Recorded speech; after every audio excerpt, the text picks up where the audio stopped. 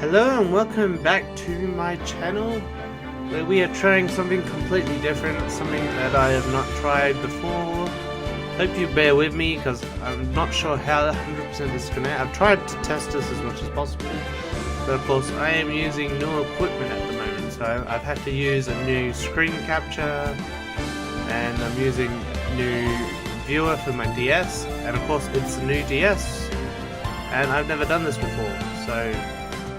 But hopefully this all works out, and hopefully you'll have fun, because this is a brand new series, and as I'm guessing you can probably tell, this is Phoenix Wright Ace Attorney, so this is hopefully going to be a bit of fun. And of course, if you ever watched my update video, this I'm doing in because I was in court the other day as a juror, so I'm kind of doing this as a bit of fun to kind of enjoy it, and I guess, I don't know, seemed like a good idea, so hopefully this is going to be fun. So I've played a little bit of this, but I think I only played like the first 2 chapters, so I may know a little bit at the beginning, and I may go through that quickly, but once we get through those first 2 bits, we'll probably start seeing this become really fun. So really, I hope you enjoy this, and let's go into a new game. So the first Turnabout. Yep, that's what we want.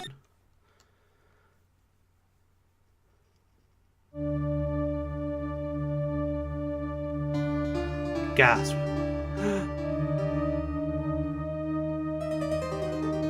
I'm gonna have to do voice acting, so I apologize beforehand. Damn it, why me? I can't get caught. Not like this. I've got to find someone to pin this on. Someone like him. I'll make it look like he did it.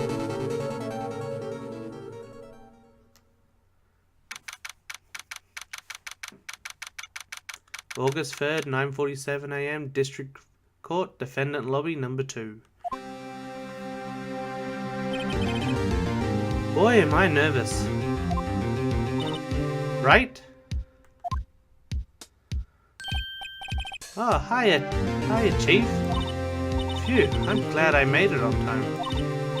Well, I have to say, Phoenix, I'm impressed. Not everyone takes a murder trial right off the bat like this. It says a lot about you, and your client as well. Thanks. Actually, it's because I owe him a favor. A favor? You mean you knew the defendant before this case? Yes. Actually, I kinda owe my current job to him. He's one of the reasons I became an attorney. Well, that's news to me.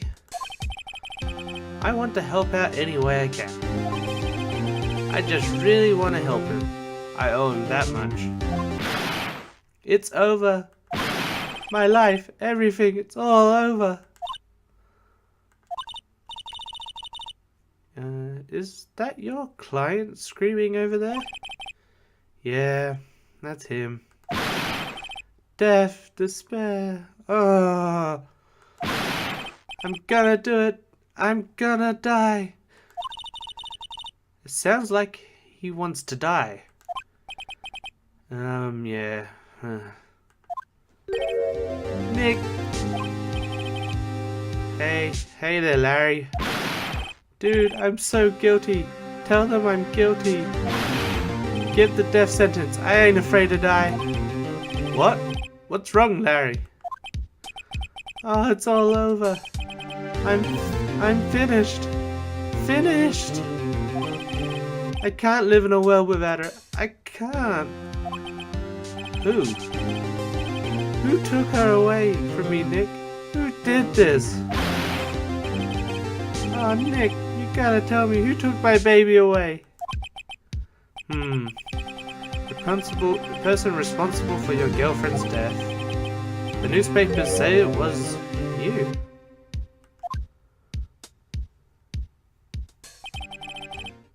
My name is Phoenix Wright. Here's the story. My first case is a fairly simple one.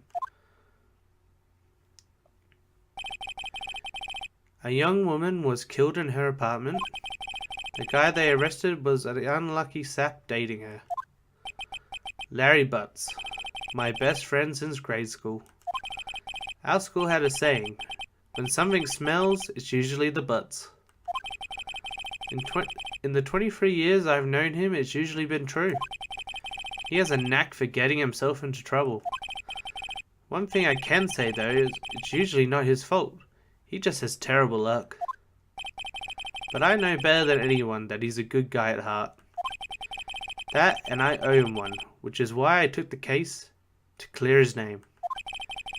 And that's just what I'm going to do.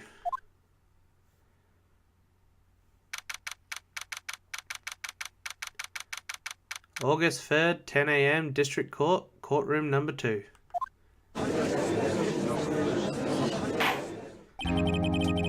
Court is now in session for the trial of Mr. Larry Butts. The prosecution is ready, Your Honor.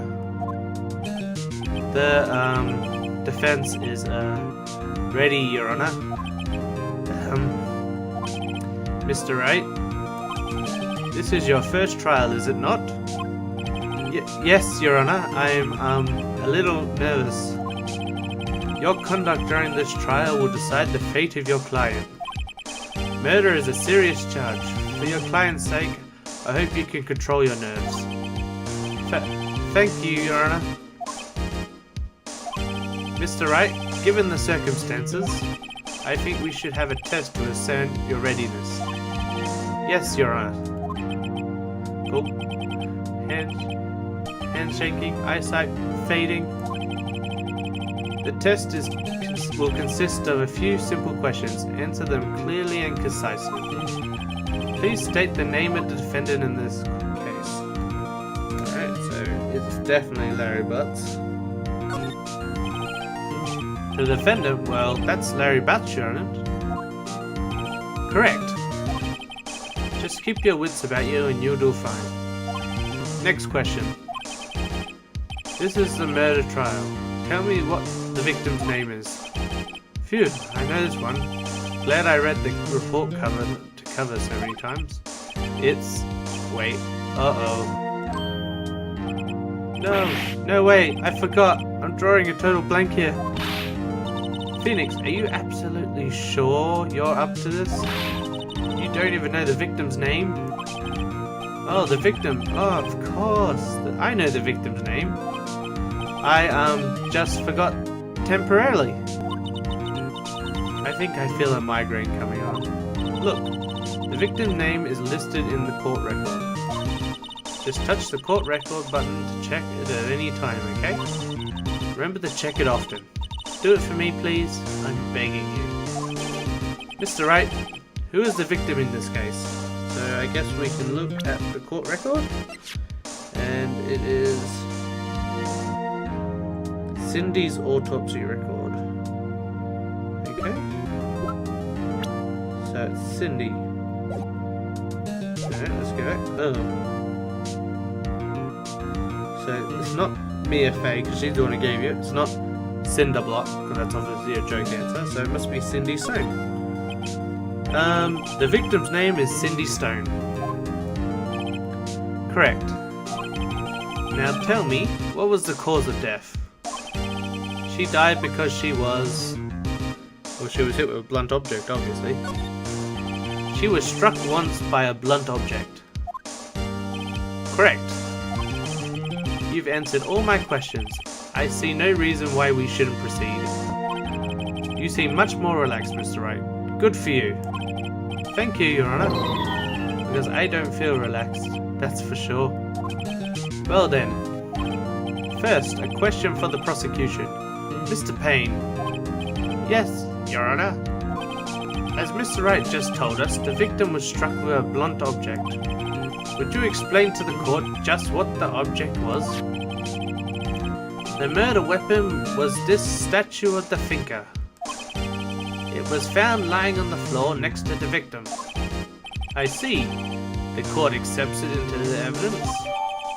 So statue added to the court record. Right. Be sure to pay attention to any evidence added during a trial. That evidence is the only ammunition you have in court. Touch the court record button to check the court record frequently. Mr. Payne, the prosecution may call its first witness. The prosecution calls the defendant Mr. Butts to the stand. Chief, what do I do now? Pay attention. You don't want to miss any information that might help your client's case. You'll get your chance to respond to the prosecution later, so be ready. Let's just hope he doesn't say anything unfortunate. Oh. Larry gets excited easily. This could be bad.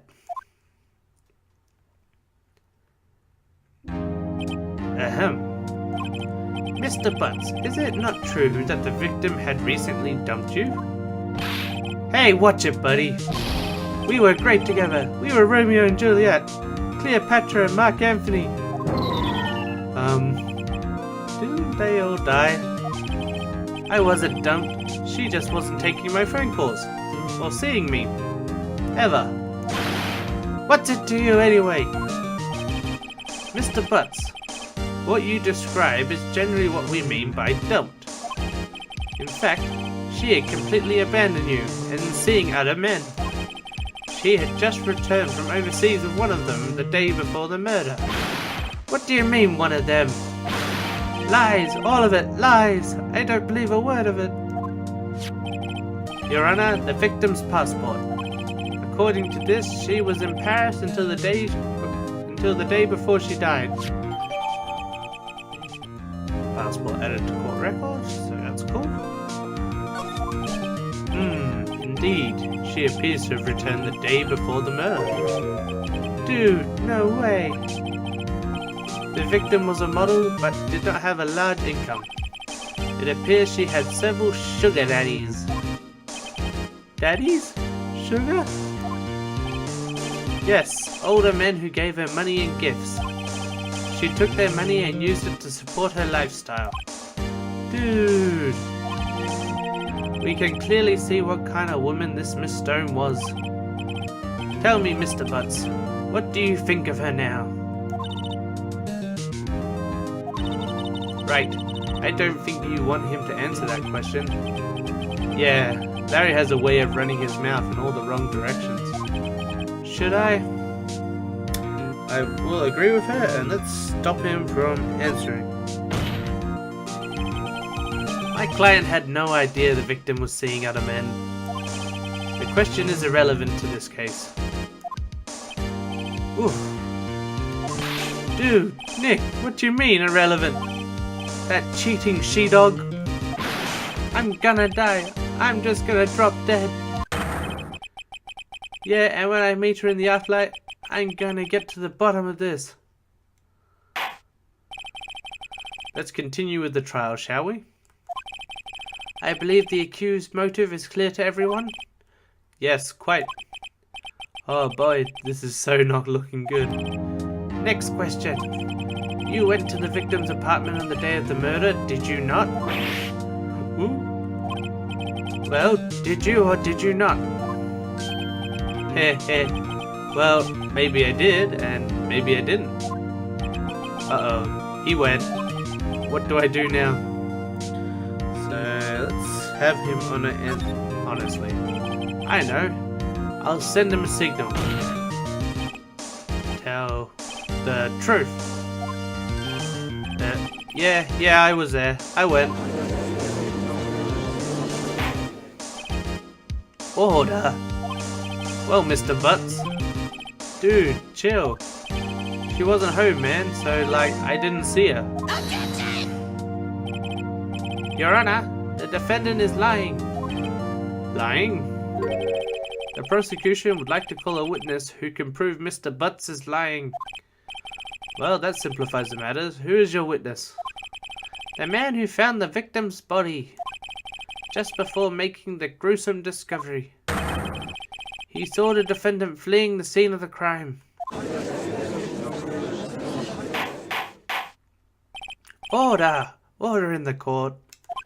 Mr. Payne, the prosecution may call its witness. Yes, Your Honor. This is bad. On the day of the murder, my witness was selling newspapers at the victim's building. Please bring Mr. Frank Schowitz to the stand.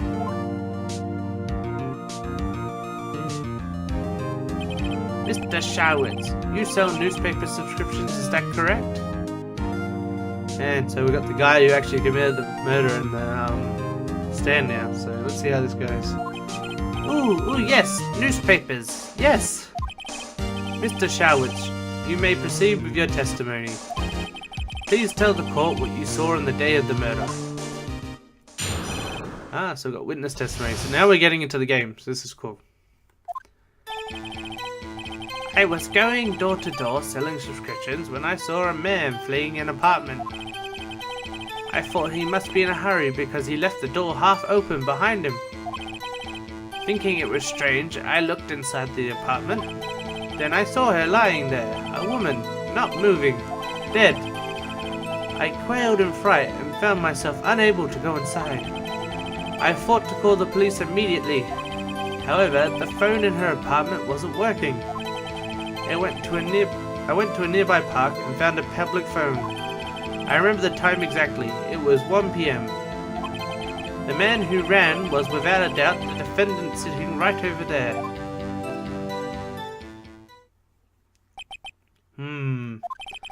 Larry, why didn't you tell the truth? I can't defend you against testimony like that. Incidentally, why wasn't the phone in the victim's apartment working? Your Honor, at the time of the murder, there was a blackout in the building.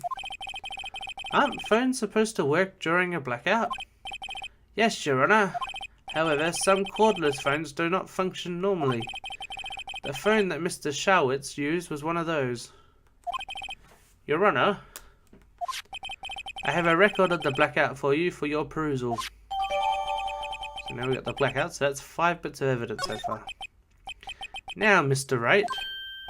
Yes, Your Honor. You may begin your cross-examination. Cross-examination, Your Honor? Alright, right. This is it. That's awkward to say. Alright, right.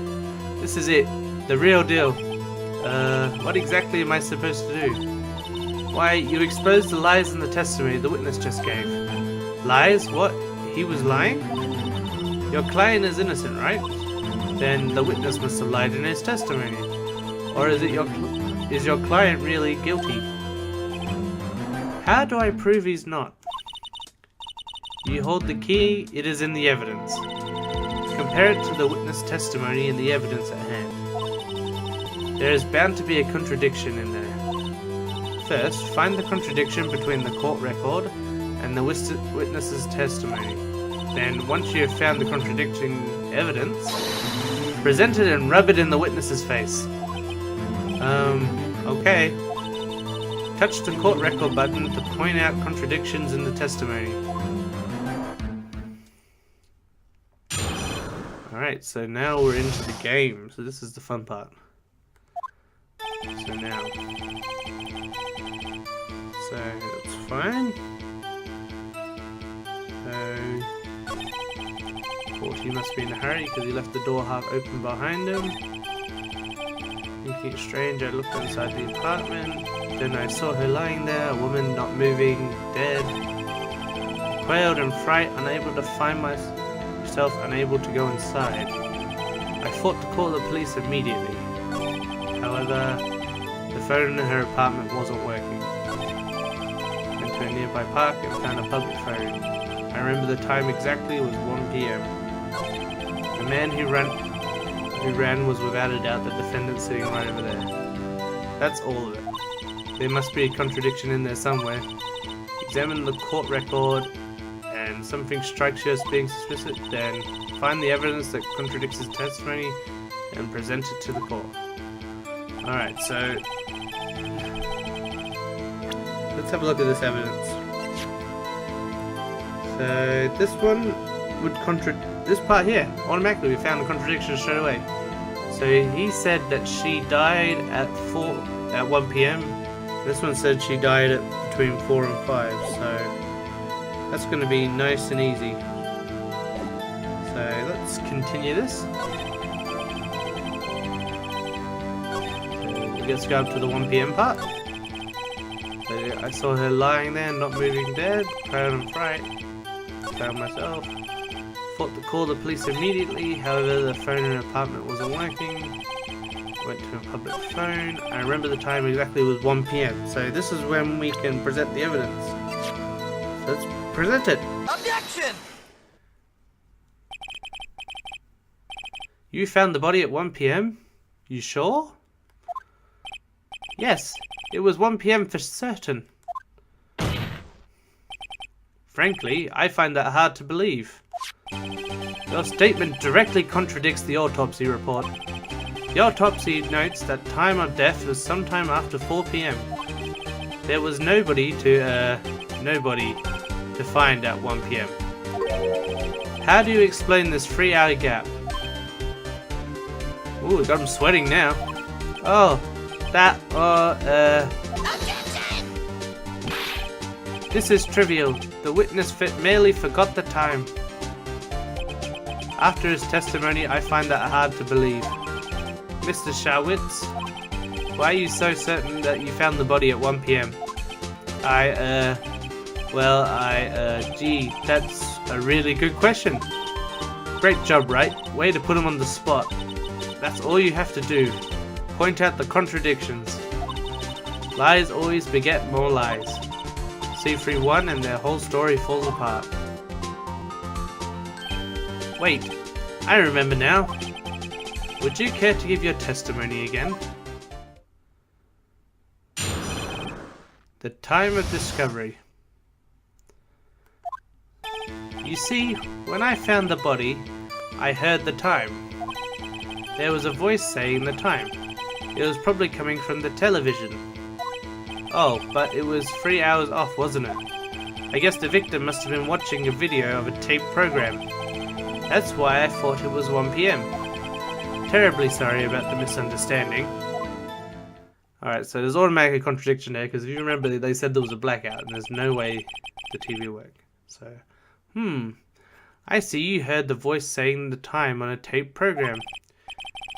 Mr. Wright, you may cross-examine the witness. Right. You know what to do. You've got this one. Alright, so this one's pretty easy. So, all we have to do is wait for them to point up the TV. You see, when I found the body, I heard the time. There was a voice saying time, probably coming from the television. So now automatically, let's get this blackout. So they said there was a blackout, so let's try it. Objection!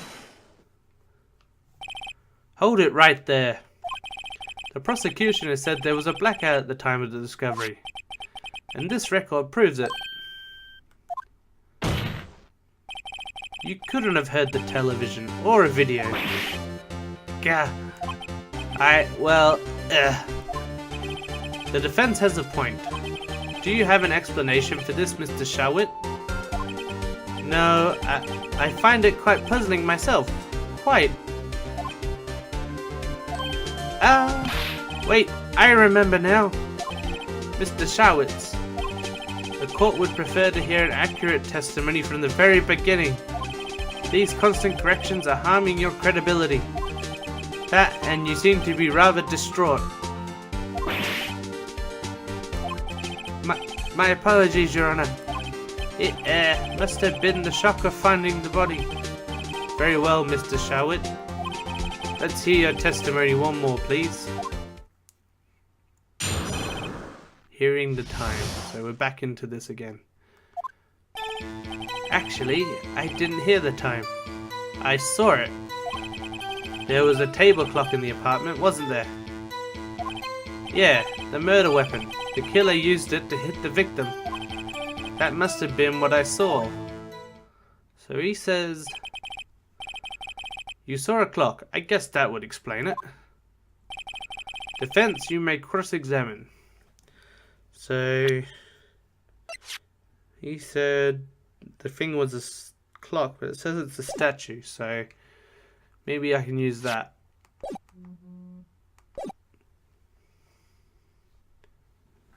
Alright.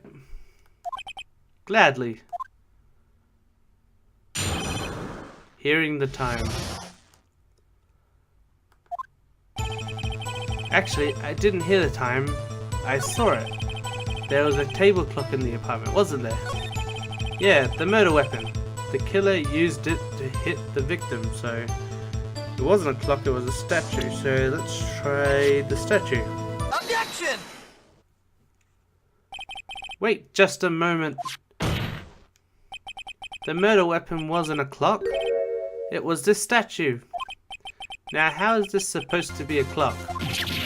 Well, you, with your objections and your evidence, just who do you think you are? Just answer the question, Mr. Shawit. Hey, I saw it there, okay? That's a clock. Your Honor, if I may? Yes, Mr. Payne. As the witness stated, this statue is indeed a clock. The neck is a switch. You just tilt it and it says the name out loud. As it doesn't look like a clock, I submitted it as a statue. My apologies. I see. So the murder weapon was a table clock after all. Well, Mr. Wright, it appears that the witness testimony was correct. This is a clock. Do you have any problems with his testimony now? Of course I do. He said he didn't go in the room. If he had to do it, he had to turn the thing. Yeah, Your Honor, there is a gaping hole in the witness's testimony. The only way he could have known there was a weapon was a clock is to hold it in his hand. Yet the witness testifies he never entered the apartment, just like I said. Clearly a contradiction. Indeed. The witness knew it was a clock because he obviously went into the apartment. You're lying.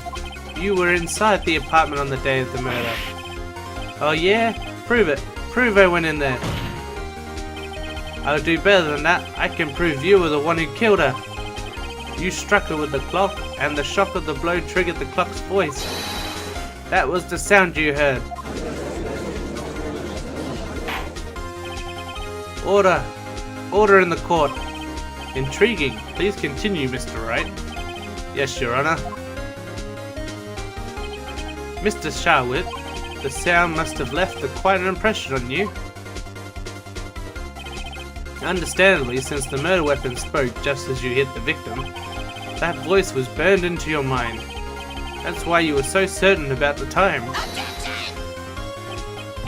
What's the meaning of this? This is all baseless conjecture. Baseless? Just look at the witness's face. Would the witness care to elaborate? Did you strike the victim with the clock? That day, I never. Look, the clock, I heard, no, I mean, I saw, grah. He just threw his toupee at me. Shut up, shut up, shut up, shut up. I hate you. It was him, I tell you. I saw him. He killed her, and he should burn, give him death. Order in the court, I say. Your Honor, a moment please. There isn't a shred of evidence to support the defense's claim. Mr. Wright? Your Honor? You claim the sound the witness heard came from the clock. Do you have any evidence? The whole case is riding on this. I better think it through carefully. Your Honor? The sound Mr. Shawit heard was definitely this clock. The fact is clear if you simply try sounding the clock. Let's sound the clock now here in this court. Your Honor, may I have the clock? I ask the court to listen very carefully. Beep. I think it's 8:25. That certainly is a strange way to announce a time. Well, he is the thinker after all. So, we've heard the clock. What are your conclusions, Mr. Wright? Mr. Payne, can you tell me what time it is right now? Oh, it is now. It's 11:25.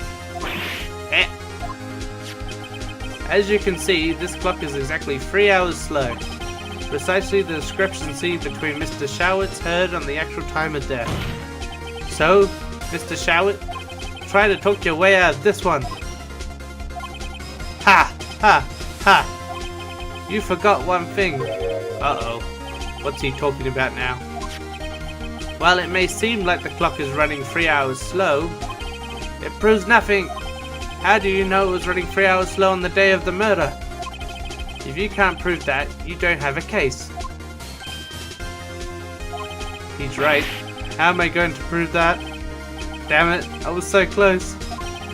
Mr. Wright, it seems you lack the critical evidence to support your claim. Yes, Your Honor. This means I cannot let you indict the witness. Unfortunately, this ends the cross-examination of Mr. Frank Sherwood. I come all the way down here to testify, and look what happens. You treat me like a criminal. A criminal! You lawyers are all slime. I almost had him. Sorry, Larry. I failed you. There's nothing I can do about it now. Not so fast, Mr. Sherwood. Chief. Listen up, right? Don't throw in this one away. Not like this. Think. But Chief, it's over. I can prove the clock was slow on the day of the murder. I can't prove the clock was slow on the day of the murder. Nobody can prove that. Well, yes. But that doesn't mean you can't still win. Try thinking out of the box. Don't waste time doubting the facts. Assume the clock was 3 hours slow and think it through. Or think through it. Ask yourself, why was the clock 3 hours slow? So why would you set a clock slow? Figure out the reason and you'll have your proof. Right? Wish they'd stop doing that, it's really weird. Can you think of a reason as to why the clock would be slow? I'm gonna say yes, so I can find it. Wait! Maybe I can prove it. You must have evidence somewhere that can prove it, right?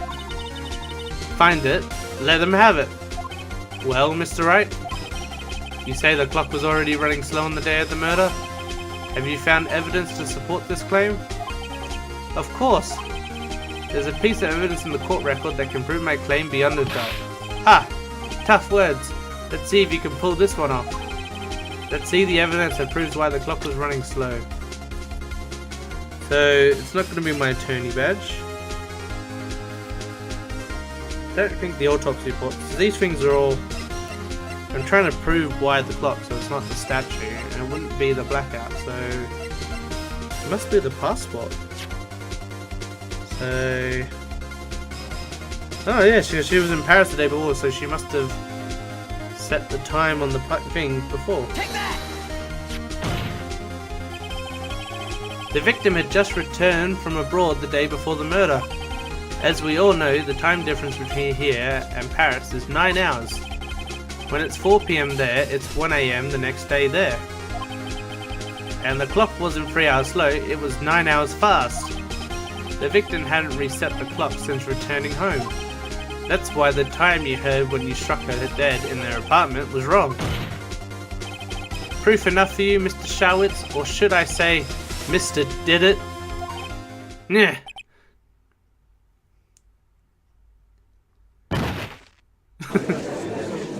Just froth at the mountain collapse. Order! Order, I say! Well, this case has certainly turned out different than we all expected. Mr. Payne, your witness, he was arrested and has been taken away, Your Honor. Very well. Mr. Wright? Yes, Your Honor. I have to say I'm impressed. I don't think I've ever seen someone complete a defense so quickly and find the true culprit at the same time. Thank you, Your Honor. At this point, this is only a formality, but this court finds the defendant, Mr. Larry Butts, not guilty. Fatty. And with that, this court is adjourned.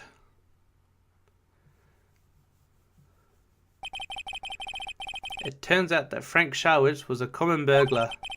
He posed as a newspaper salesman to check out when people were out of the house. That day, when Larry went to her apartment, the victim wasn't home. After he left, Mr. Showett let himself in to do his dirty work. While he was searching her place, the victim returned. Flustered, Mr. Showett grabbed the nearest blunt object he could find.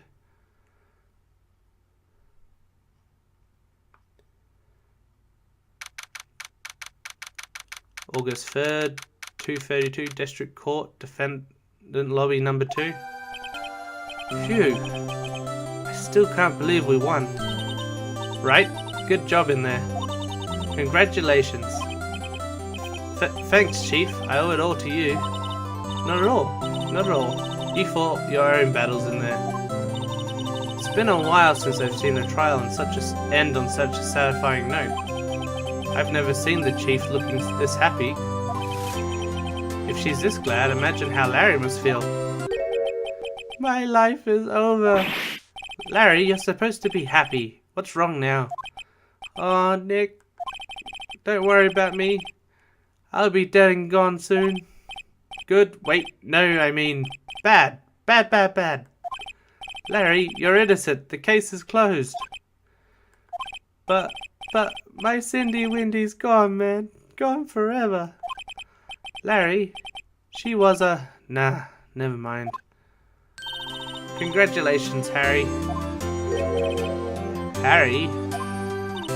Yes, you. I can practically see the headlines now. Harry Butt's innocent. Yeah, thanks. I really owe you one.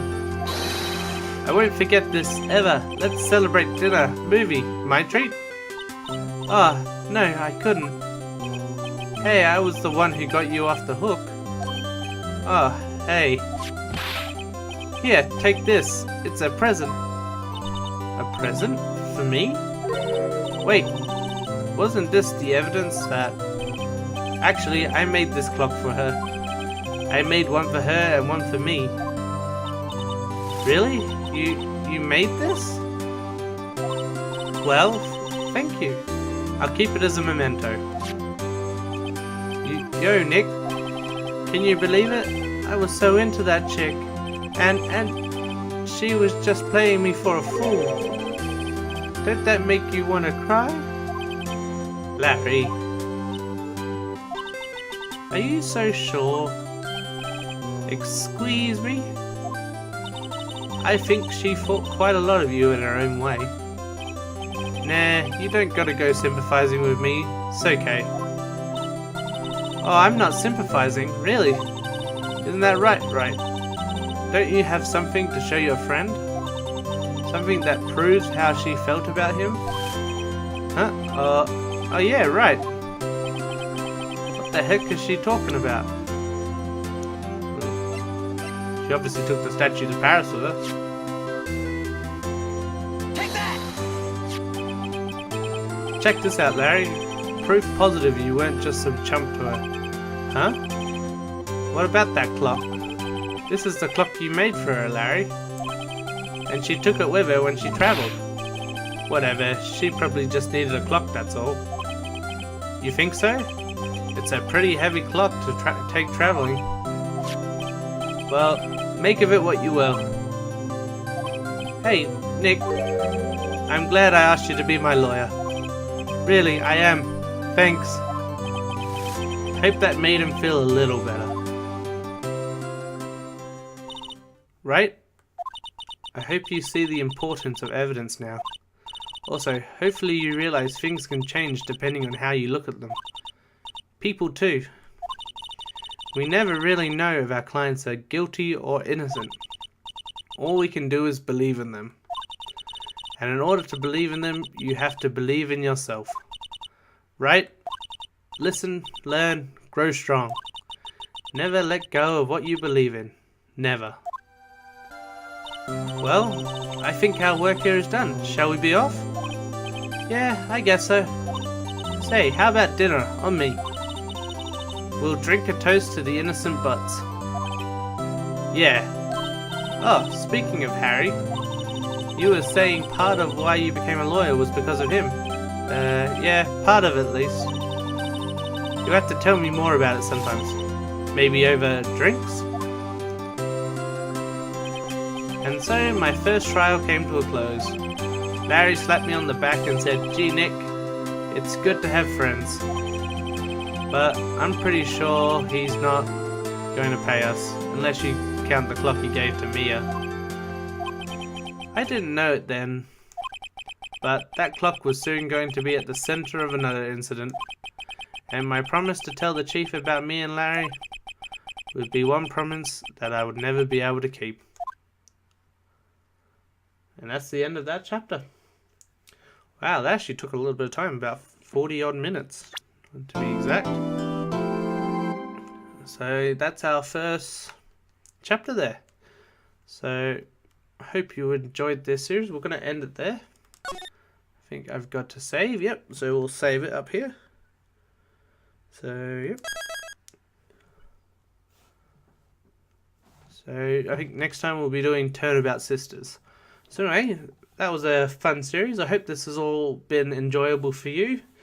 If you did enjoy it, hit the like button just so I know that this is a good series and so we can keep it going.